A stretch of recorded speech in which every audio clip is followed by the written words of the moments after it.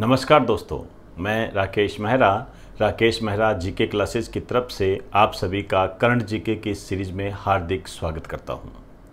Current GK की इस series में आज हम एक एक्ट पर चर्चा करने जा रहे हैं और एक्ट कौन सा है अभी बात करेंगे। उससे पहले मैं आपको बता दूं कि डिस्क्रिप्शन में हमने ऑनलाइन स्टडी मटेरियल को परचेज करने से संबंधित एक डेमो क्लास के रूप में जनरल साइंस का पार्ट फर्स्ट का लिंक वहाँ पर आपको शेयर किया है। आप अपनी रिक्वायरमेंट के आधार पर उसे देख सकते हैं। उससे आपको ये पता चलेगा कि ऑनलाइन स्टडी मटेरियल में कितनी गहनता से स्टडी कराई जा रही है और उसको कितना डीपली कंटेंट दिया जा रहा है।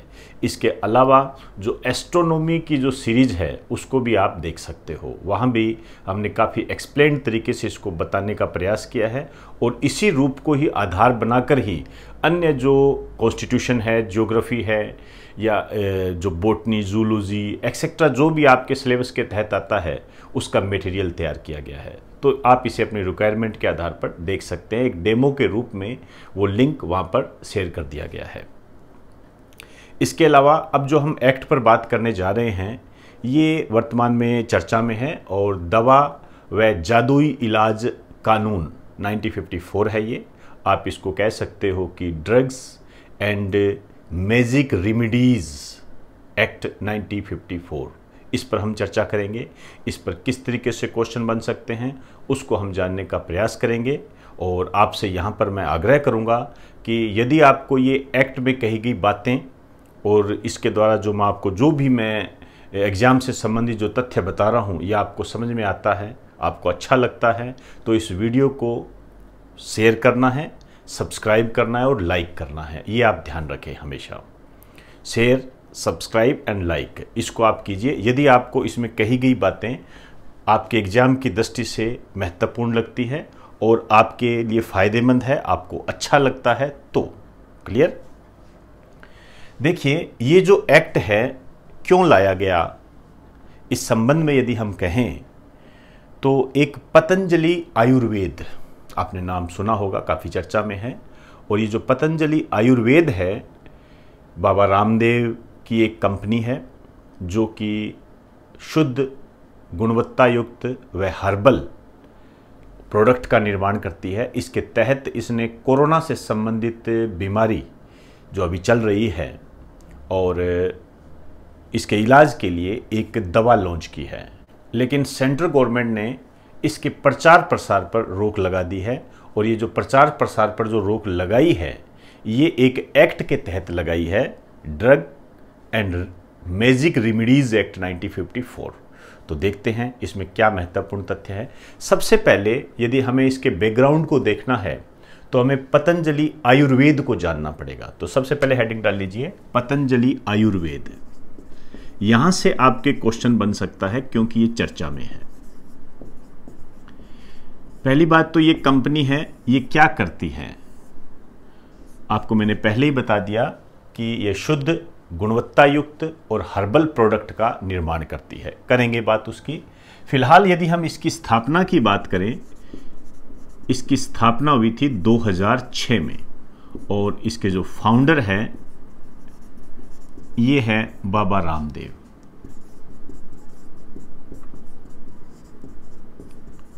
बेसिकली जो इनका मूल नाम है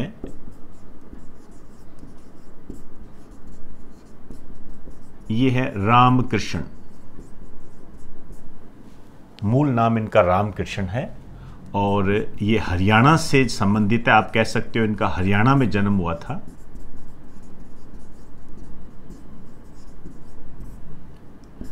और ये भारतीय योग गुरु है, योग गुरु। क्लियर?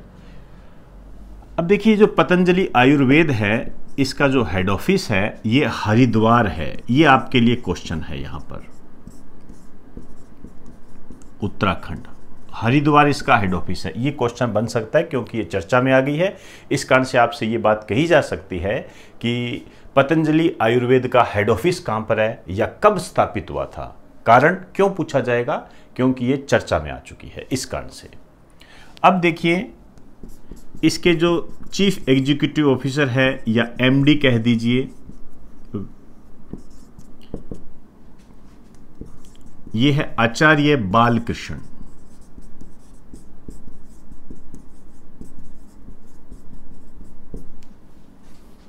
और इनके जो निदेशक हैं, डायरेक्टर, स्वामी मुक्तानंद। ये ध्यान रखना, क्योंकि अब जो आप न्यूज़ पढ़ रहे हो उसमें 3 नाम चल रहे हैं। एक तो बाबा रामदेव का नाम चल रहा है, और एक स्वामी मुक्तानंद का नाम चल रहा है, एक आचार्य बालकृष्ण का नाम चल रहा है। तो ये तीनों लोग इस पतंजलि आयुर्वेद से कैसे रिलेटेड है, ये आपको ध्यान रखना है, क्योंकि एग्जामिनर यदि क्वेश्चन पूछेगा तो इनको आधार बनाकर पूछेगा। क्लियर? अब देखिए, एक लाइन लिख दीजिए, यह है शुद्ध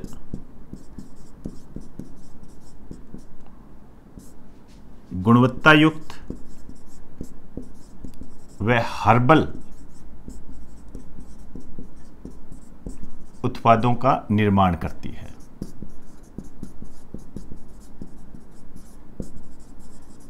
अब देखिए, इसी के तहत चलते जो हर्बल इन्होंने प्रोडक्ट बनाए हैं, इन्होंने कोरोना की दवा बना दी। कोरोना की दवा का निर्माण किया है, और इस दवा का जो नाम है, यह आपको थोड़ा ध्यान रखना पड़ेगा, यह है कोरोनिल। इस टाइप के क्वेश्चन बन सकते हैं। अब ये जो कोरोनिल है, ये कहा जा रहा है कि ये कोरोना की दवा है। अब इसके प्रचार प्रसार पर रोक लगा दी।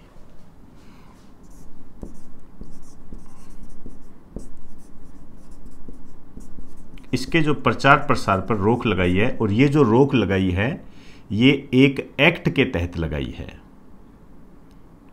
आप लिख सकते हो, drugs and remedies, drugs and magic remedies, पूरा लिखिए।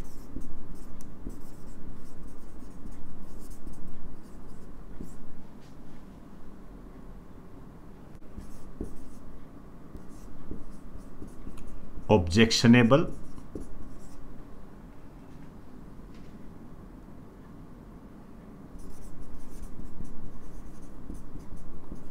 एडवर्टाइजमेंट्स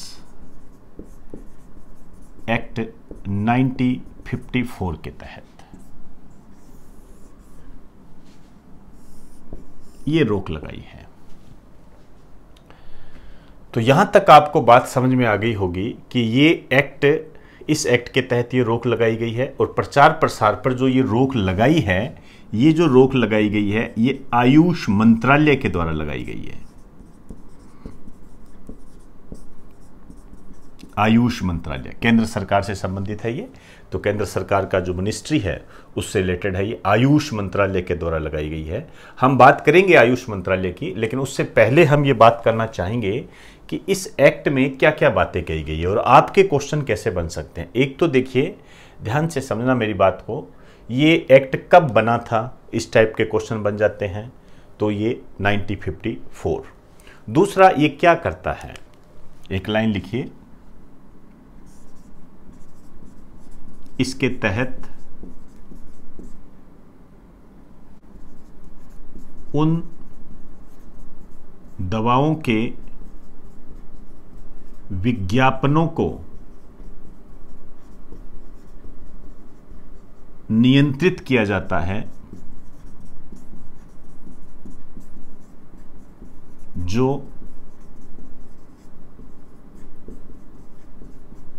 जादुई गुण होने का दावा करती है।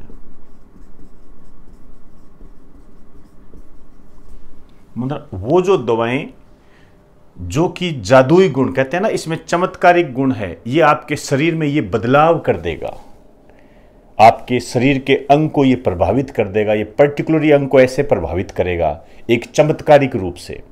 इस तरीके के जो भ्रामक विज्ञापन होते हैं उन पर रोक लगाती है ये।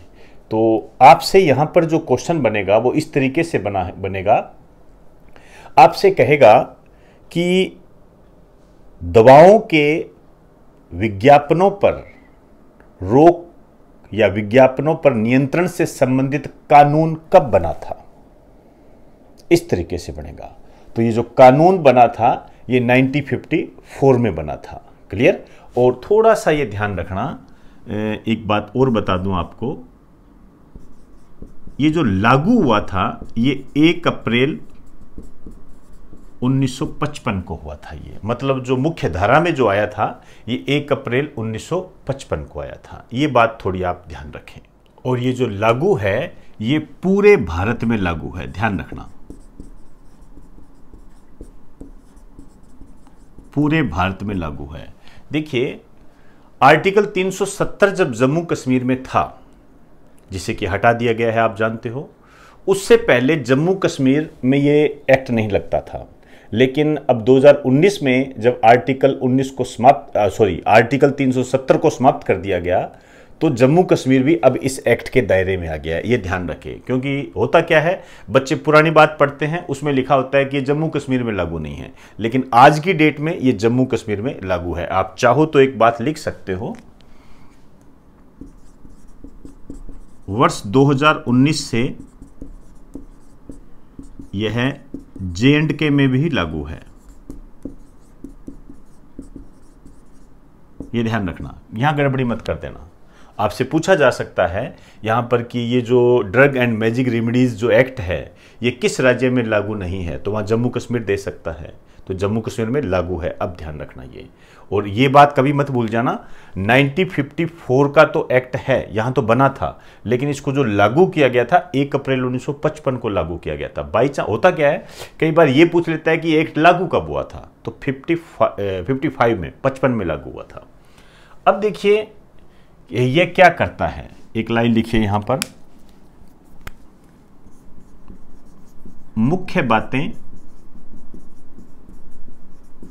जिन पर यह एक्ट रोक लगाता है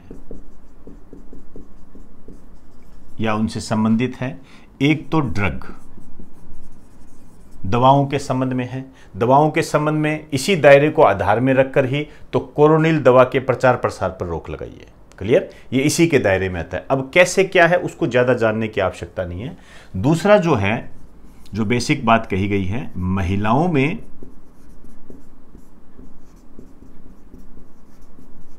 गर्भपात को रोकना व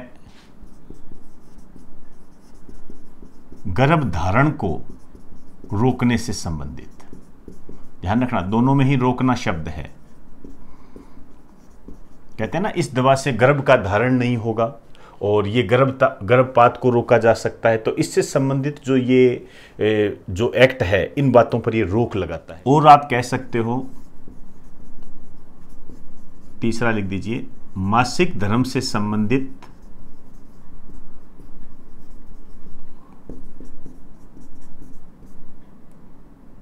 रोगों का इलाज, इनसे संबंधित जो भी ये जो प्रचारक होते हैं उन पर रोक लगाता है।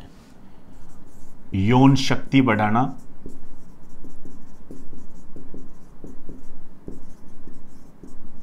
को बढ़ाने से संबंधित।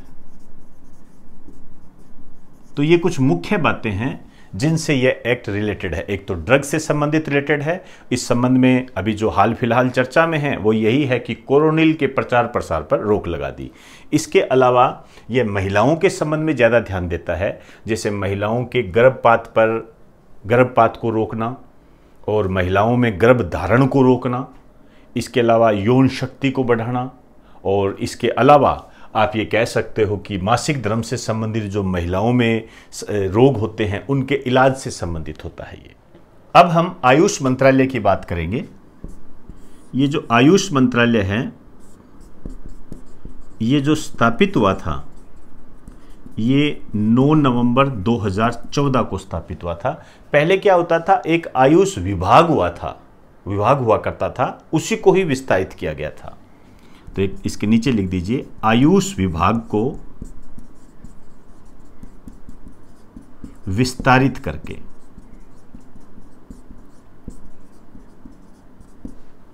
क्लियर। अब यहां पर आपके जो सीडीएस में एक क्वेश्चन आया हुआ है वो ये आया हुआ है कि आयुष का, पहले तो आप इसके मंत्री लिख दीजिए, इसके जो केंद्रीय मंत्री हैं ये हैं श्रीपद नाइक, ये वर्तमान केंद्रीय मंत्री है। तो करंट स्टेटस आपको मैंने बता दिया। और यहाँ सीडीएस में जो क्वेश्चन आया हुआ है वो ये आया हुआ है कि ये जो आयुष है इसका पूरा नाम पूछा गया है। पूरा नाम कि इसका पूरा नाम क्या है आयुष का। तो ये आपने ध्यान रखना, बिल्कुल इजी है। A for Ayurveda, Y for yoga naturopathy, U for Unani, S for Siddha and H for homeopathy. ये बहुत काम की बात बता रहा हूं, ध्यान रखना। ये क्वेश्चन सीडीएस में आया हुआ है। क्लियर? तो एक बार आप इसको उतार लीजिए।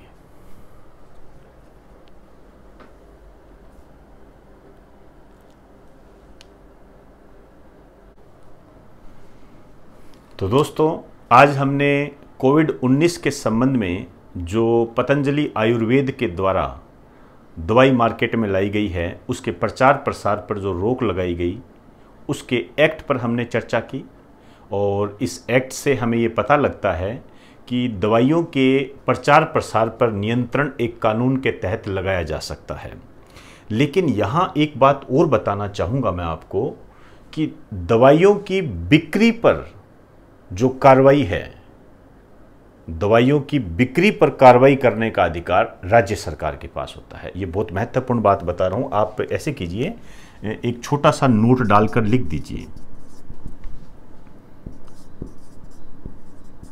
दवाइयों की बिक्री पर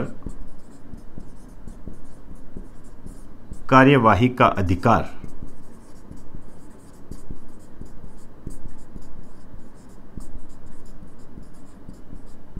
राज्य सरकार के पास होता है। ये ध्यान रखना। आपने न्यूज़पेपर में ये पढ़ा भी होगा कि आयुष मंत्रालय ने राज्य सरकारों को ये कहा है कि वो अपने यहाँ पर बिक्री से संबंधित निर्देश जारी कर सकती है। याद कीजिए, यदि आपने पढ़ा होगा, बिक्री से संबंधित निर्देश जारी कर सकती है। मतलब ये दवाइयों की बिक्री पर कार्रवाई करने का अधिकार राज्य सरकार के पास होता है। बंद करें, रोकें, जो भी एक्सेट्रा है वो राज्य सरकार के पास है। लेकिन प्रचार प्रसार पर रोक का अधिकार किसके पास है? केंद्र सरकार के पास। और केंद्र सरकार में भी किसके पास है? आयुष मंत्रालय के पास है। तो ये सेंट्रल प्रचार प्रसार पर रोक लगाने का अधिकार सेंट्रल गवर्नमेंट को होता है, जबकि दवाइयों की बिक्री पर कार्रवाई का अधिकार, दवाइयों की बिक्री का मतलब होता है बिक्री को अनुमति दें या उस पर रोक लगाएं, उससे संबंधित जो भी अधिकार है स्टेट गवर्नमेंट के पास है, राज्य सरकार के पास है।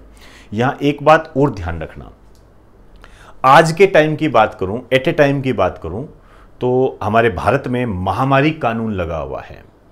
तो महामारी कानून के तहत ये राइट्स भी केंद्र सरकार के पास है। क्लियर? एक बात और लिख दीजिए, इस ऐसे करना, यदि देश में महामारी कानून लगा होता है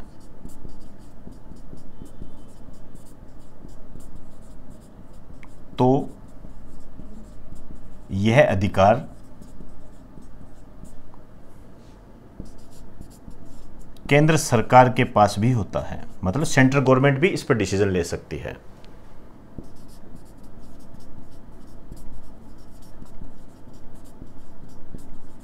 केंद्र सरकार के पास भी होता है।